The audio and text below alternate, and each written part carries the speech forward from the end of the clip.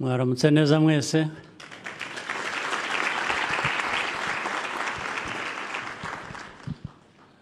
Nabonye bakora hariya cyane mbona ko hari ibyapfuye mpitamo kuhihorera nkavugana namwe turi kumwe kurusha.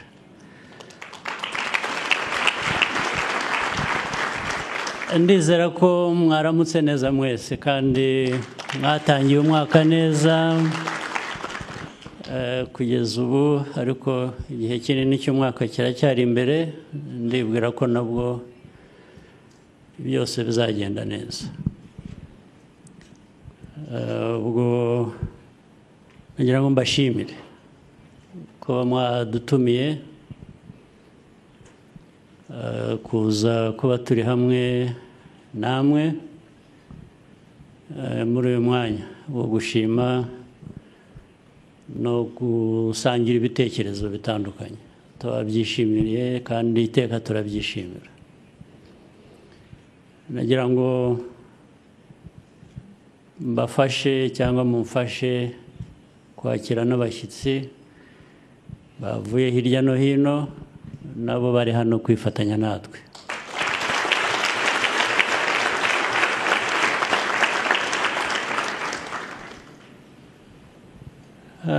Ndagira ngo mpere ku bivugwa buri gihe, kandi kuko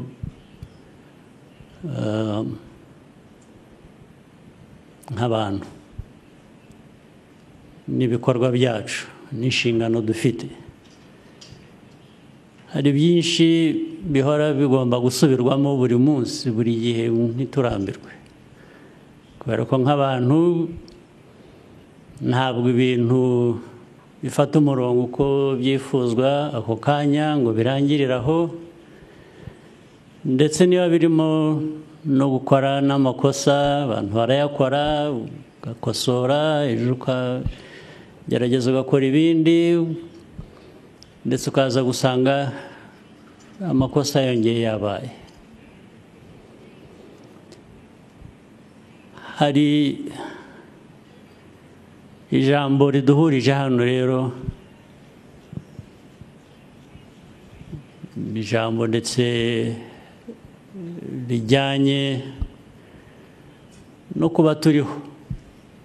Kuba turiho hari impamvu, hari n'aho duturuka, ahenshi hadasobanuka kuri buri wese ngo amenye ko abantu babaho bate, bavuye hehe, isi yaremwe ite cyangwa yabayeho ite, uko washaka kubyita uko ariko kose. Ibyo ni ibibazo bya buri munsi bihora bishaka ibisubizo, ariko igihe ibyo byose bitaratungana, abantu bo bariho, turiho, tugomba gukomeza kubaho, tukagira ibyo dukora. Niyo abantu baba batarasobanukirwa buri kintu cyose kijyanye n'impamvu abantu bariho, cyangwa se na buriya bushobozi tutumva neza cyane twese, rimwe na rimwe sinzi ko hari ubyumva neza, bwanatumye tubaho, ibyo bita kurema. Twaremwe dute, nande, aho hagati haba ibitekerezo byinshi bivugwa ku muntu abishatse, ariko icyo tutahakana ni uko turiho, uko ibintu biriho. Ushaka inkomoko yabyo uko wayumva, ibyo birakomeza, abantu babana nabyo. Hagati yo kwemera rero no gushakisha ubundi buryo ubwo ari bwo bwose ku muntu uwo ari we wese, hari iki? Abenshi niho twisanga, binagaragazwa nuko ibyigishwa ndetse byavuzwe kandi byumvikana bizima, abantu duhora tuvuga ibyiza biriho dukwiriye kuba dukora, ndetse ari nabyo bivamo gushimira. Gushimira bivuze ngo warahawe. Icyo ushimira, urashimira ibyo wahawe. Ariko wowe utanga ryari? Urahabwa gusa bikarangirira aho. Nawe ugomba kugira icyo utanga, naho haba hari ikibazo. Uhawe ugashimira, ugahora ushimira ibyo uhawe, we ntugire icyo utanga. Ubwo niho abantu bakwiriye kuba bisuzuma.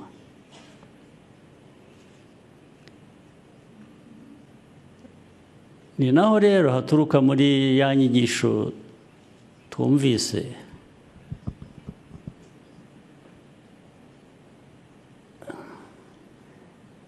ni naho hagaragarira intege nke z'umuntu. Umuntu ku ruhande rumwe ugashimira kubera ko wabonye ufite ibyo wakiriye, ku rundi ntihagire ikikuvamo ngo kigere ku bandi. Byagenze bite? Niho rero ingufu nke z'abantu zikomeza kugaragarira, ni nazo ziganisha mu byo twahoze twumva. Dushakira cya kintu gihuza, rwa rutindo ruhuza, kumenya, guhabwa,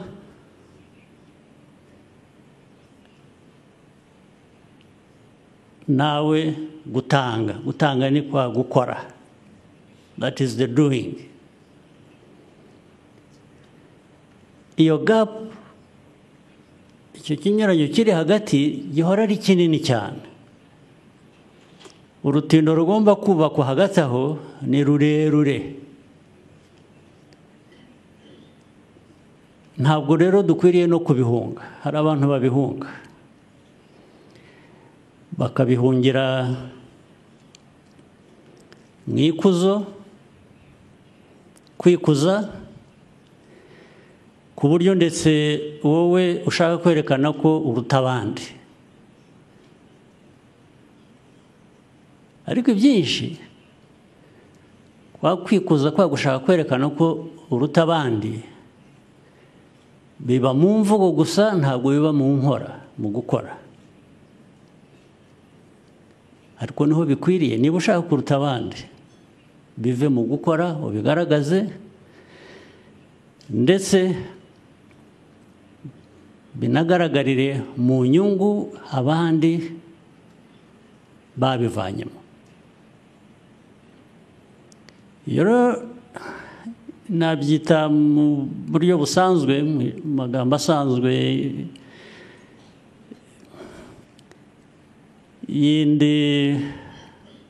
izindi nshingano abantu bamwe bafite, ni urugamba. Ni nko guhara ku rugamba. Guhara ku rugamba, uringaniza ibyo tuzi dukwiriye kuba dukora, bwa bumenyi bubiduha, n'ibikorwa dukwiriye kuba dukora. Kandi ibyo ntushobora kubihisha, ntushobora kubeshya abantu uti jyewe ibintu byose nzi mbishyira mu bikorwa. Oya, ibikorwa kuba bihari cyangwa bidahari bizakugaragaza. Ntushobora kubeshya.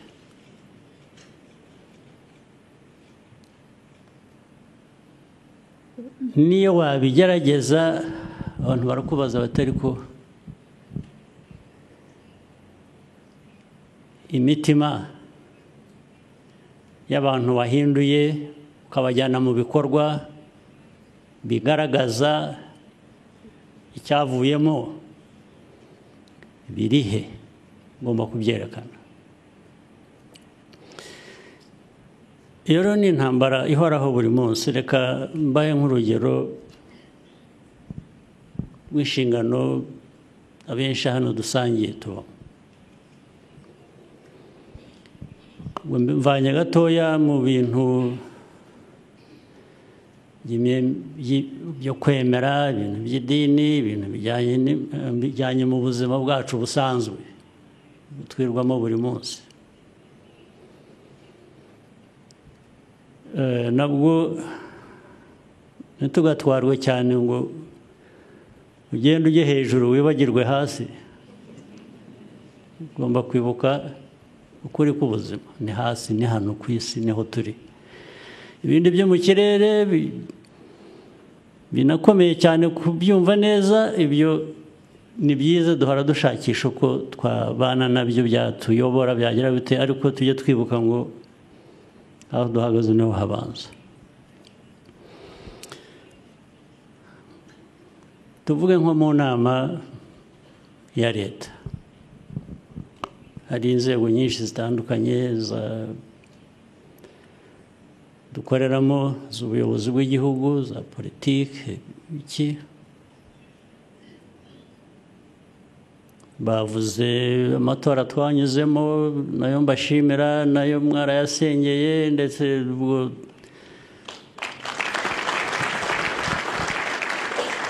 turabishimira. Ariko ubwo tubishimira, njye nzi ko mfite umwenda, nashimiwe ibyo nahawe, ngomba kugira ibyo ntanga. Ntabwo nashimira gusa, ntabwo nahabwa gusa ngo nishime, ariko abantu bategereze ku kizamvamo kijyanye n'icyo nahawe ngo kibure. Ubu mba afite ikibazo. Muri leta, mu mikorere ya buri munsi, turicara no mu nama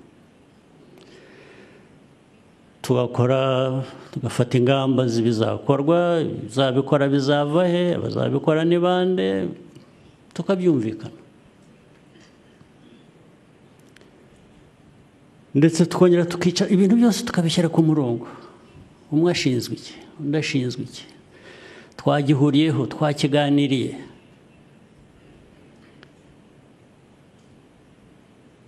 Tukavuga ngo tuvuye aha tugiye gushyira ibintu mu bikorwa. N'amikoro arahari kuri bimwe, ntabwo amikoro aboneka kuri buri byose, ariko ndavuga ku mikoro aboneka ahari n'ibyo agomba ayo mikoro gukora. Hatinda gato wabaza umuntu umwe uti tugeze kuri wari ushinzwe ibikorwa, tugeze, atangira gusaba imbabazi, ati naribagiwe, ati mutubabarire twaribagiwe. Okay. Ukabaza undi, ahubwo ati twarabikoze. Mugeze, mwakoze ibiki, mugeze.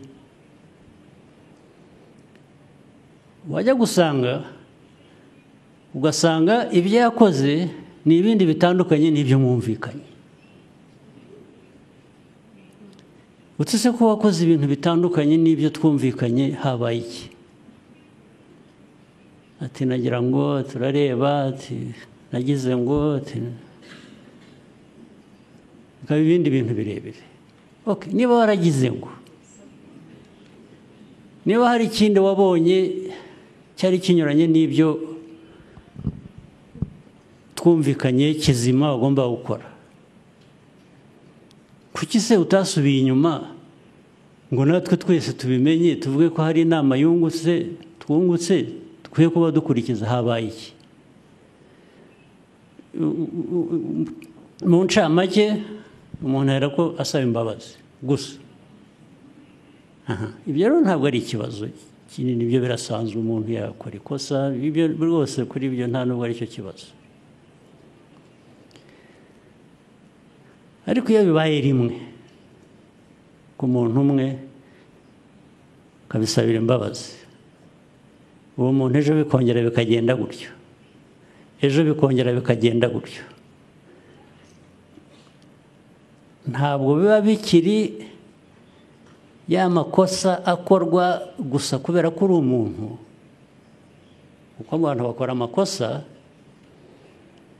ryabaye ikosa ryahindutse icyaha, ni icyaha, ntabwo bikiri ikosa risanzwe ry'abantu bakora.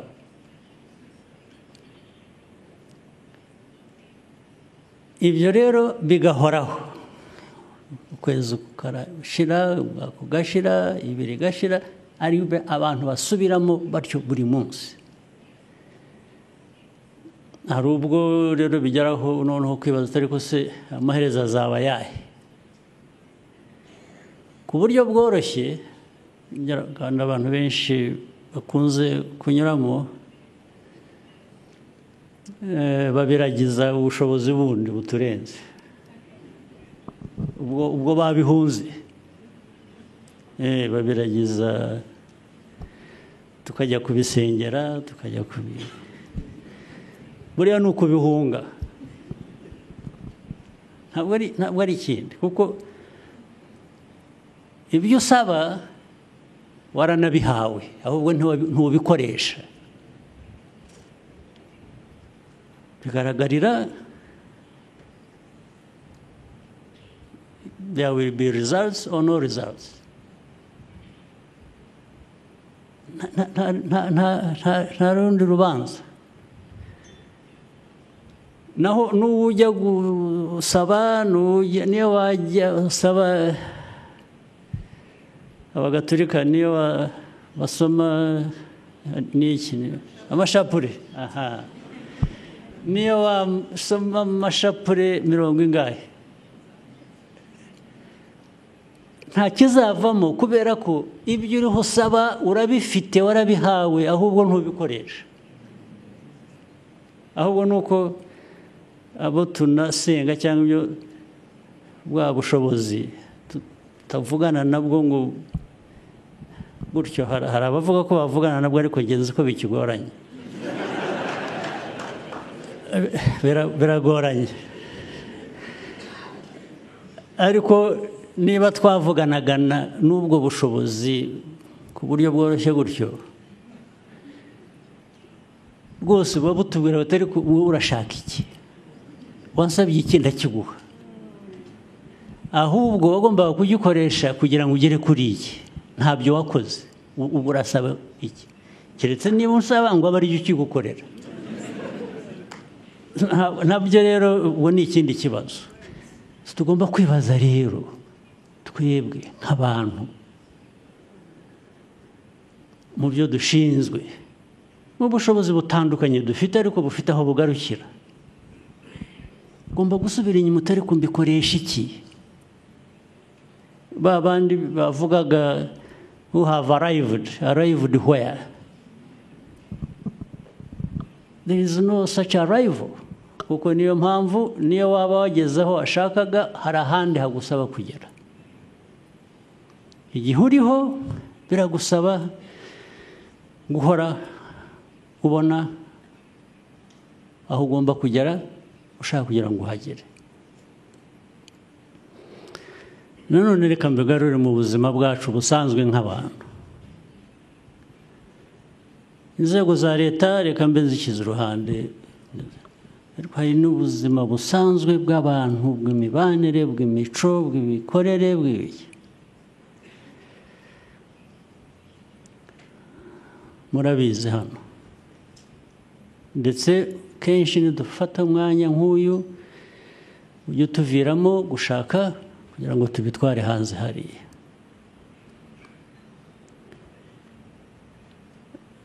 Ibi tuganira nuko twahuriye hano n'ibyo tuvuga, erega nabyo ni uburere. Ubu turi mu burere buduha gutekereza neza no gushingira ibikorwa byiza kuri ibyo dutekereza. Reka njye hanze mu buzima busanzwe.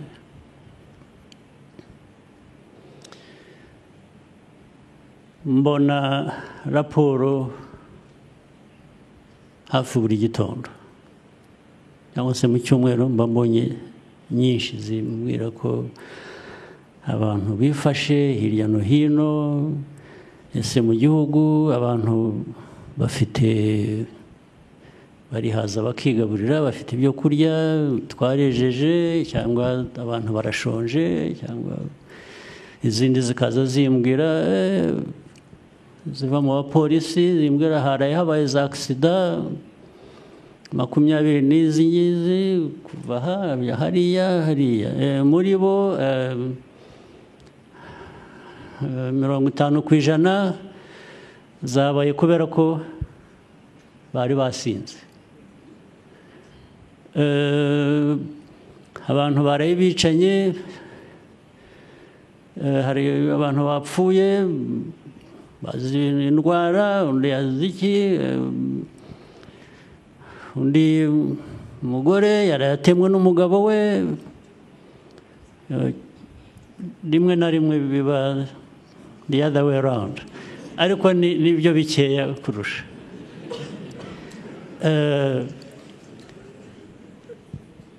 Ibintu byinshi abandi twafashe, abantu bangana batya twasanze bari mu biyobyabwenge,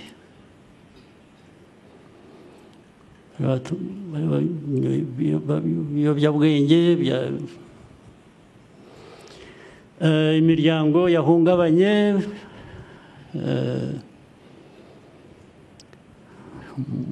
mu mago n'abana batoya bagishakana, bamaze amezi bashakanye bataragera n'urubyaro. Hari imanza zingana zitya baraye batandukanye, ntibumvikana, bararwana cyangwa baragira batya, ibintu byinshi.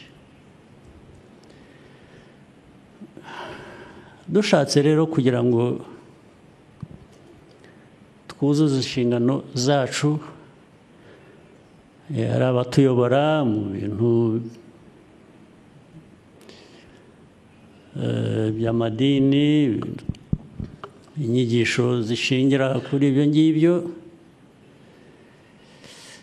dukwiriye kwibuka kubikoresha uko bishobotse kugira ngo tugabanye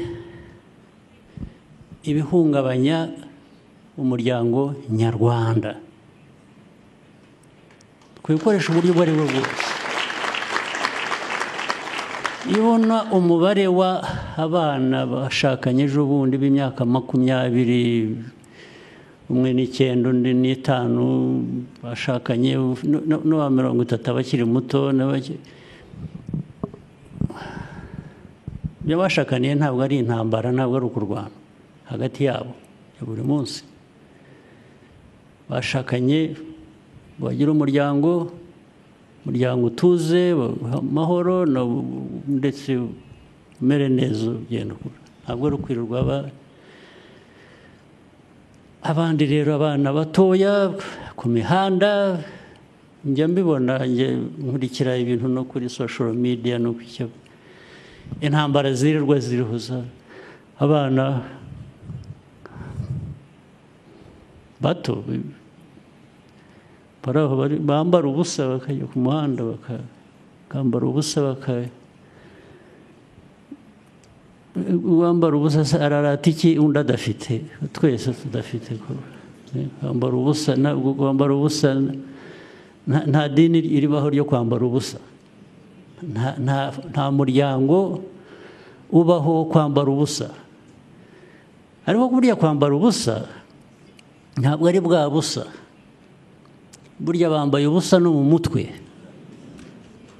ni ubusa buri mu mutwe. Nicyo kibazo, niho bishingira. Mbwira rero ukuntu wakwemerera umuryango nyarwanda kubaho gutyo, ukibwira ko nubwo twicaye hano twebwe nk'abayobozi mu nzego zitandukanye, inshingano tuzaba twuzuza ni izihe? Ni izihe? Tuzibaze ni izihe? Ni izambika ubusa abanyarwanda, uko abana tubarera, ariko ari abana, ari abakuru, ari iki, nuko turerwa, uko turera. Ba bandi rero navuze b'ibiyobyabwenge ugasanga mu bakuru, abantu bakuru mu muryango, ariko bya biyobyabwenge nibyo bivamo ingaruka zindi z'imiryango guhora irwana buri munsi buri munsi buri munsi. Wanakwicaza n'abantu ukababaza turi murapfa iki? Hakazamo rero bya bindi buri wese yumva ko ari uri mukuri, ntawe ushobora korohera undi ngo babiganire bakemure ibyo ushaka, ineza ushaka niyo n'undi ashaka. Uruhare tugira twebwe nk'abayobozi, baba mu madini, baba muri leta, ni uruhe ruhare tugira rwo kugabanya ibyo bintu muri twe, mu miryango, hanze? Turebe hirya tubyihorere, tuvuge ngo bibe uko bishatse, twaba tumaze iki se? Twaba twebwe inshingano zacu ari izihe? Tugende duhere mu ikuzo gusa, twirebe, twumve ko turuta abandi cyangwa dukora, ariko abandi bibe uko bibaye. Ntabwo wujuje ya nshingano, urabeshya. Ikintu cyo kubeshya, cyo kudakoresha ukuri, ubuyobozi ubwo ari bwo bwose, bwaba ubwigisha bwo mu madini, bwa bushobozi buri mu nzego za leta, ariko noneho bitari n'ibyo. Ntabwo rega abantu bose bari muri leta cyangwa bari mu madini. Ubushobozi n'ukuri bukwiye kuba gukoreshwa no mu bantu gusa, mu miryango, umuryango wawe, nta ushyize idini iruhande ugashyira ko leta iruhande, no mu muryango wawe ikiganiro ugirana n'umuryango wawe gishobora gufasha kubaka ni ikihe? Ukwiye kubyibaza buri munsi buri munsi buri munsi. Ntabwo uzareka kurera mu muryango wawe ngo idini rizakurerere cyangwa leta izakurerere. Ntabwo ari byo. Bikwiye guhera kuri wowe. Ndetse ntitwimakaze ibidakwiye kuba mu bantu ngo tubyemere bibeho, bikoreshwe, bise nkaho nta cyabaye. Ntabwo ari byo. Buri munsi kuba twahuriye hano ni nacyo kinzana hano, nabonye umwanya wo kuza nkinegura, narangiza nkagenda. Ibindi uko bizaba biraturenze, at least abemera ko hari ibiturenze ndimo, ariko ntabwo bindenze kuvuga icyo ntekereza. Ndetse ubwo ndi mu nzira yo gufasha, wenda niyo kaba ari akantu gato, bya bindi biva mu kumenya biganisha mu gukora. Niba hari icyo umuntu yatangaho umusanzu, twese tujye tuwutanga.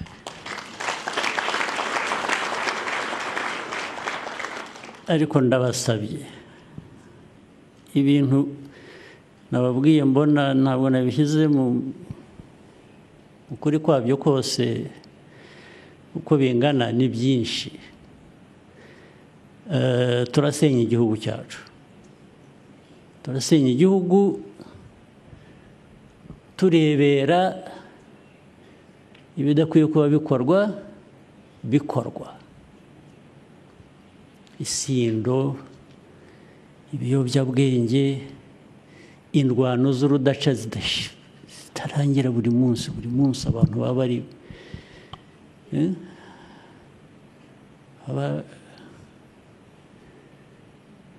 bashikurana. Nitubibona,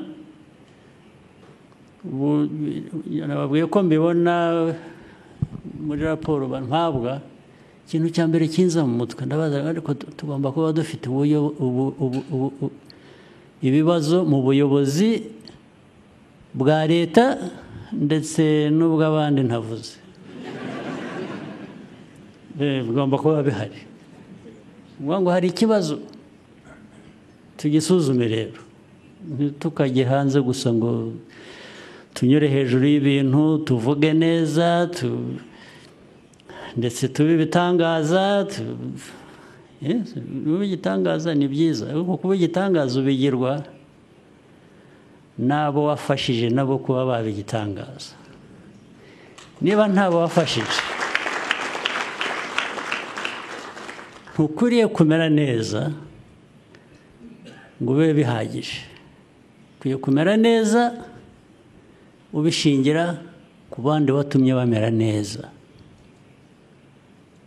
Reka ndangiriza aho, murakoze, muhorane imigisha y'Imana.